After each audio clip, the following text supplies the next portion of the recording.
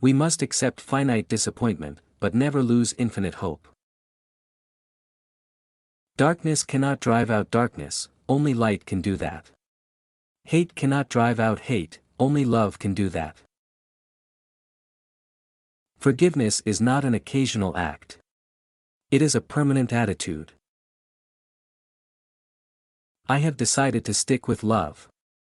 Hate is too great a burden to bear. Faith is taking the first step even when you don't see the whole staircase. Life's most persistent and urgent question is, what are you doing for others? Never succumb to the temptation of bitterness. Our lives begin to end the day we become silent about things that matter. We may have all come on different ships, but we're in the same boat now.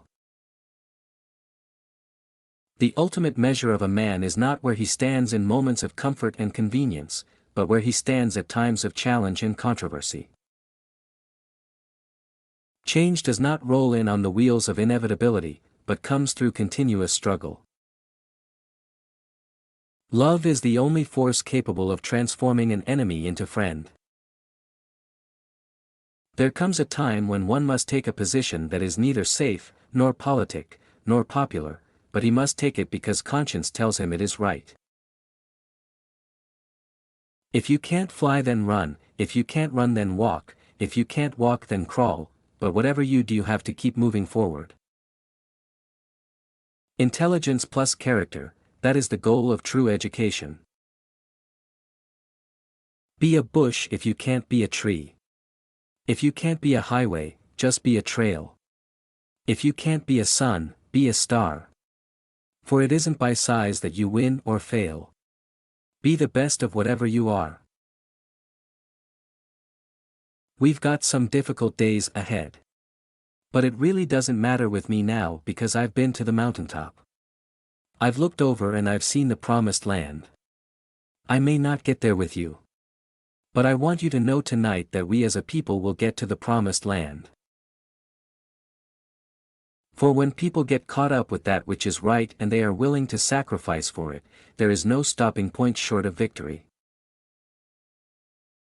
I believe that unarmed truth and unconditional love will have the final word in reality.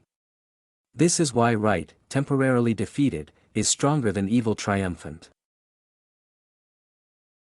True peace is not merely the absence of tension, it is the presence of justice. Shallow understanding from people of good will is more frustrating than absolute misunderstanding from people of ill will. There can be no deep disappointment where there is not deep love. We must develop and maintain the capacity to forgive. He who is devoid of the power to forgive is devoid of the power to love. There is some good in the worst of us and some evil in the best of us. When we discover this, we are less prone to hate our enemies. Nonviolence is absolute commitment to the way of love. Love is not emotional bash, it is not empty sentimentalism. It is the active outpouring of one's whole being into the being of another. We are not makers of history.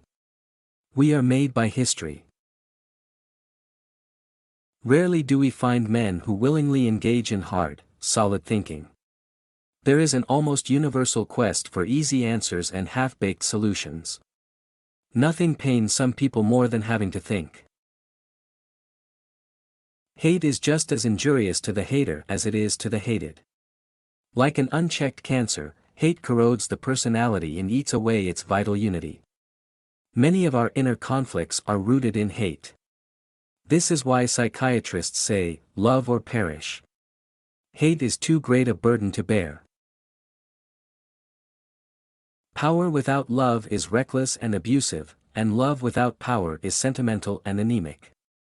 Power at its best is love implementing the demands of justice, and justice at its best is power correcting everything that stands against love. If one loves an individual merely on account of his friendliness, he loves him for the sake of the benefits to be gained from the friendship, rather than for the friend's own sake. Consequently, the best way to assure oneself that love is disinterested is to have love for the enemy neighbor from whom you can expect no good in return, but only hostility and persecution. You can kill the dreamer, but you can't kill the dream. All we say to America is, be true to what you said on paper. If I lived in China or even Russia, or any totalitarian country, maybe I could understand the denial of certain basic First Amendment privileges, because they hadn't committed themselves to that over there.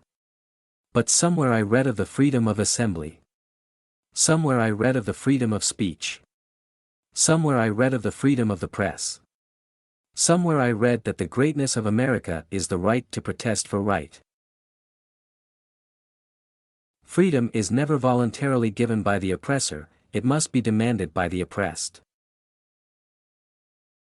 A genuine leader is not a searcher for consensus but a molder of consensus. Thanks for watching.